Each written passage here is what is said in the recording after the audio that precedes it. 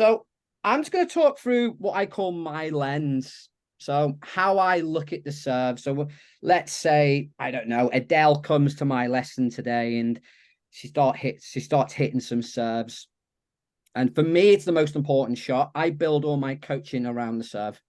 So no matter if it's a TOTS lesson, an under 8 lesson, a regional camp, under 50, over 50s lesson, everything is in and around the serve because the stats show us how dominant it is in the game, especially now. We all know the Craig O'Shaughnessy stuff, the 0 to 4. We all know the serve +1 stuff.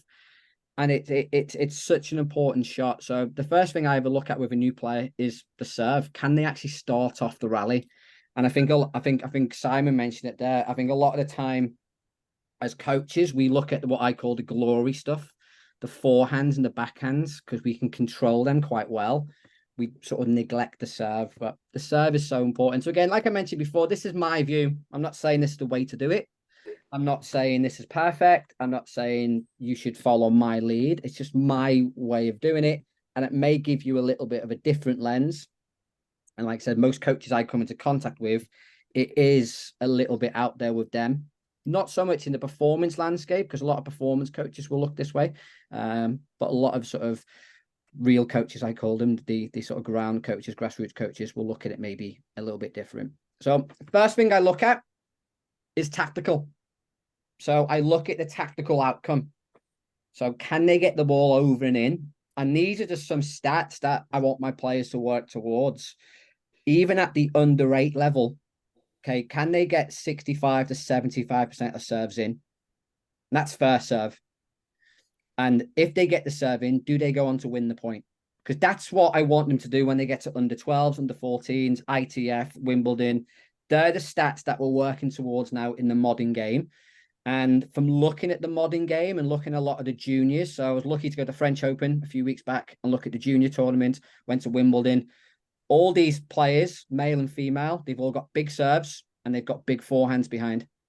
So we've got to look at that as the way tennis is going, and we've got to make sure we keep up with that. And it's not a case of, I don't know, 20 years ago with Sampras and Ivanisevic, where it was just serving the ball doesn't come back. The ball's coming back now, so we need to make sure that we have a second shot behind as well. But they're the sort of stats that I'm giving the players straight away. It's interesting when you give players the stats, because if you ask any recreational player, no matter what age, how many serves out of 10 does Djokovic or Venus Williams get in? They say, oh, I reckon about 9 out of 10. as if they can get 9 out of 10 in. The reality of tennis is 6 out of 10. If you're getting 6 out of 10 first serves in, you're doing well. And I think that's a really powerful statement that we need to sell to the players, especially when they're younger, and to the parents as well, because they think they have to be perfect. If they miss one serve, their confidence just gets shattered and they just fall apart. But if you say to them, listen, Djokovic or Serena or Venus or Raducanu, when she's fit, she's only getting 6, maybe 7 out of 10 in. So you're allowed to miss 7 out of 10. And that's quite, again, to me, that's selling the reality of the game. And I'm telling my 6, 7-year-olds this as well. Because again, if you follow me on social media, we've got to allow these players to make mistakes. And I think a lot of the time when we're teaching the serve, we're trying to teach it perfect. And the serve's not perfect. No one on this call will hit 100% first serve percentage in a match.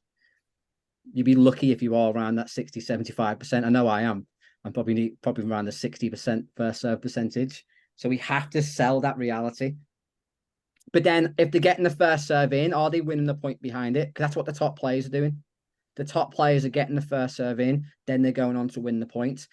Really, real big stat from Wimbledon last week was if you got your first serve in and you won the first point of the game, you had a 90% chance of holding serve.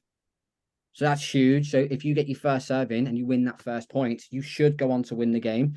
So again, I use a lot of stats with players because stats tell the truth. You can't argue with stats. It's not opinion. I think sometimes coaches, players, parents, they all have opinions about serve. Can't argue with stats. And at the French Open, I was with Mike James. So Mike James is the analyst for Monotoglu's academy. And he said that all they do now at that academy with every level is use stats. because you can't argue with it. But also stats show progress. They also show progress for players and parents. So a simple exercise I do with my players, week 1, you get 10 serves. How many do you get in? You write it down in your little book. Week 12, you do 10 serves. You write it down in your little book. Have we seen some progress there? So I definitely look at stats. So can they get the ball over and in? And then I'll look at stuff like precision. So we'll look at today at under 10, under 9 level. So under 9, under 10, can they hit all 6 major areas? So can they go wide? Can they go body? Can they go tee? Both from the juice and the advantage side. At under 8, it may be a case of can they go forehand and backhand? Under 10, under 12, I'll break that up into maybe 12 different sections. But for under 10 is can they hit all 6 areas? And we'll look at a player today who struggles to hit all 6 areas, and he's a good player because we need these players to be able to not just get the ball over and in, but can they actually be effective with it? Can they actually get to different targets? So I look at precision, then I look at time. So can they use speed and spin and power to control time? So especially at orange, can they start using that serve as a weapon? So even at under 9 level, I'm trying to get to think about this serve as a weapon. You start with a ball in your hand. You have the opportunity to have that first punch. So we need to make sure the serve is effective at under 9. At under 10, and we'll look at this today, it gets a bit more difficult because the court size changes. But at under 9, okay, can you start to use a bit of speed? Can you start making that serve a little bit quicker? And variation, can they mix it up? So can they use different speeds and spins? And a lot of coaches challenge me on this, saying, "Oh, but they're only 9." I can get 8-year-old to hit a serve with precision. I can get an 8-year-old to change speed with a sponge ball. Maybe not spin, but definitely under 9, and they've got a bit more control over the racket face. They can start to generate a bit more slice on their serve. Top spin's going to be difficult because they can't get true top spin because they can't quite use their body fully yet. But we can do this. I think sometimes as coaches, we almost are too nice and we don't challenge the players enough. That's the first thing I look at is tactically, what can you do? Okay, can you get it in? But how many times can you get it in? And if you do get it in, are you effective? And I don't, again, you probably get this from the call, but I don't buy into the just get it in mentality. Get it in, but you have to get it in with a purpose. And then also, what happens after the serve? So serve +1. So you'll see some isolated drills today, but generally speaking, when I'm working from a tactical point of view, it's always serve and another shot. I always try and incorporate the next shot because that's what the game is now. The returners are returning the ball so much better. So can you get the serve in? And then can you maybe set up a weapon, whether it be your forehand or backhand, a volley, if you go old school. Again, serve volley is coming back. You only have to look at Alcaraz to see that serve volley is coming back, especially on big points. So not only am I looking at the serve, but what happens next? Because if they serve and they keep getting a really tough return back, the serve's not effective. If they're serving and they're getting lots of short balls, okay, now I know that serve is effective. And that's one of the biggest reasons I don't do a lot of serving in isolation, even though today you'll see a little bit of it, because we need to see the cause and effect. That's the first thing I look at. Then I look at the head and the heart of the player. And to me, this is probably the area or the space I'm working with most of my players now, 90% of the time. So if they're not getting the success from a tactical point of view, I need to fix something. Most tennis coaches go straight to technique at this point. If the serve's breaking down, it must be a technical issue, it must be a physical issue. Ball toss, grip, stance. I don't look at that first. I look at the head and the heart. So what do I mean by the head and the heart? It's mental skills. So I look at their mentality.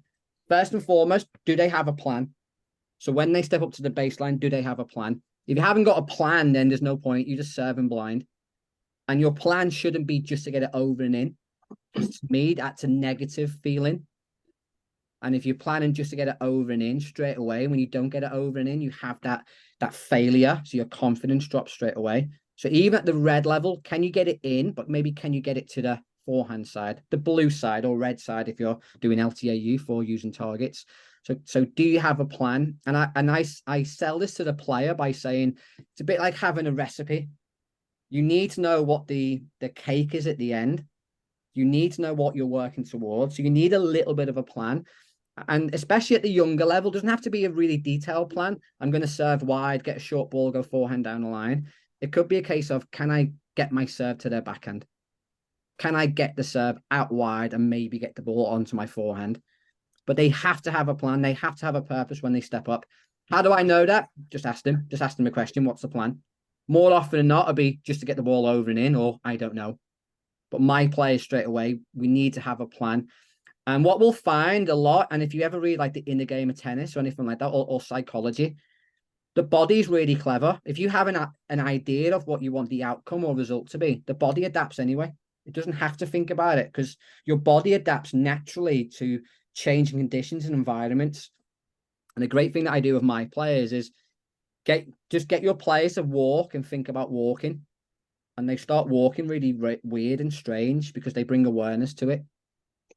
But they've just walked onto the tennis court with no problem and they didn't think about it. And sometimes when we coach to serve, we bring awareness to how they're moving too much and then the pressure gets too much. So we want them to almost serve in a very subconscious state. So get them to focus on where they want the ball to go or how they want the ball to look and less about the movement. Then I look at the routine. So are they calm and relaxed? Because listen, you have the best technique in the world. But if you're not calm and relaxed, that technique's breaking down. And technique breaks down if you're super excited and you're going too quick because you're really amped up, or if you're nervous and scared and you're tight, technique breaks down. So it doesn't matter if you've got the world's greatest technique. If you can't perform it under some type of pressure, it's going to break. So I look at my players. Are they smooth in terms of their rhythm? Are they breathing? Most players don't breathe on serve because they're scared, because they're nervous. So they hold their breath naturally. So are they calm and relaxed? Because if they're not, it's going to break down anyway. Do they deal with scoreboard pressure well? Anyone can serve if they're 40 love up. What if they love 40 down or love 4 down in a tiebreak? So can they serve with different types of pressure? Can they serve in the wind? Can they serve with mum and dad watching? Can they serve with other people watching? So I put different pressures on the players because, again, this is where I think tennis coaches get it wrong. We put the basket at the back of the court last 10 minutes. We get them to serve with no pressure. There's no returner. So there's no returner hitting pressure on them. No one watching. There's no scoreboard pressure. So we have to make sure they train under a little bit of pressure. And without that pressure, we can't really analyze the serve. And to me, this is really important, especially under 10, is do they have a growth mindset? Because these players, and you'll see a lot at red and orange, at under 8, under 9, they'll have lots of success if they're quite physically developed. So they may have the world's craziest tennis technique, but they're so physical that they win loads of points on the serve. And the player I'm going to show you today wins lots of points on the serve, but his movement, his biomechanical movement isn't the greatest, but he wins lots of points. And that's tough because he's winning. But I know longer term, and we'll look at it now in a minute, it's going to be an issue. So if a player is not prepared to make adjustments and changes, it's going to be a very, very hard journey. And how I look at that is when I get them to try something new, do they embrace it or do they push against it? So I've not even looked at technique yet. I've looked at the head and heart of the player. I start tactically, then I work my way backwards. And the first thing I look at is the mentality. Then I look at the physical skill or the technical skill. I think Henry really highlights this quite well before.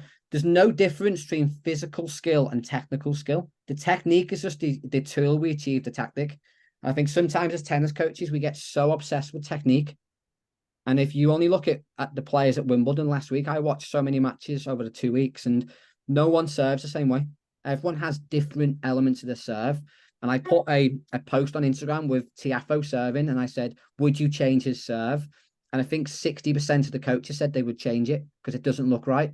This guy's top 10 in the world and he's winning titles and he's making sort of third, fourth round at Wimbledon this year and he's probably going to go further next year. Why would you change his technique when, if you look at his first serve percentage, it's about 75%. He's winning most points when he gets his first serve in.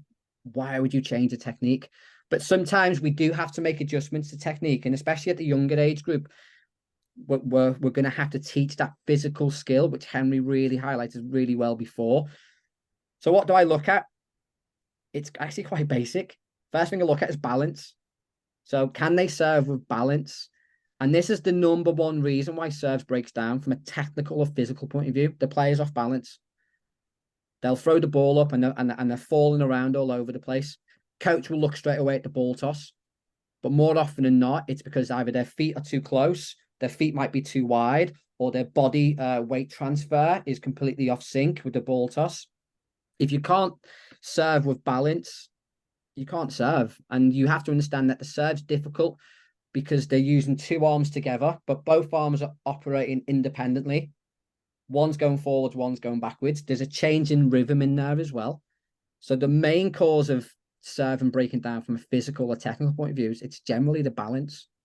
But it's something that generally tennis coaches don't look at because our lens goes to the ball and the racket. But I look at the balance first. Then I look at the coordination of both arms. So are both arms working not only together, but also independent? Are they going up at the same time, opposite time? How's that affecting the balance? So again, this is my little checklist, which I sort of go down. I then look at the physical and biomechanical movements. So I look at the throwing action and the rotation. Again, this depends on the level of the player. If they're an under 8 beginner, the throwing actions is going to be a tap.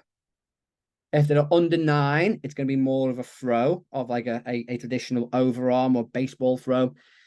Under 10, I definitely want to see some more hip and shoulder rotation coming into it as well. But again, it all depends on the individual as well. Some individuals won't have the coordination to use more body segments. Some individuals will be naturally bigger and stronger and more developed. Therefore, I can incorporate more. But like I mentioned before about the pro players, everyone serves differently. So I don't have a model in my mind in terms of this how I want you to serve. I look at the physical makeup of the player, and then I try and make adjustments based on that individual. And then I look at the rhythm. So the rhythm, most kids believe the serve has to be 140 mile an hour, and they'll try and hit it at 140 mile an hour at red, which we know is very difficult. So can they have a slow to quick rhythm? And that's tough. Changing rhythm is very tough. And rhythm's just a fancy word for speed. Because I think if we use the word speed with players, they only know one speed, as quick as they can. Whereas rhythm, especially in primary school, they do a lot of music. So they know different beats. So rhythm's a good word. And then, are they relaxed?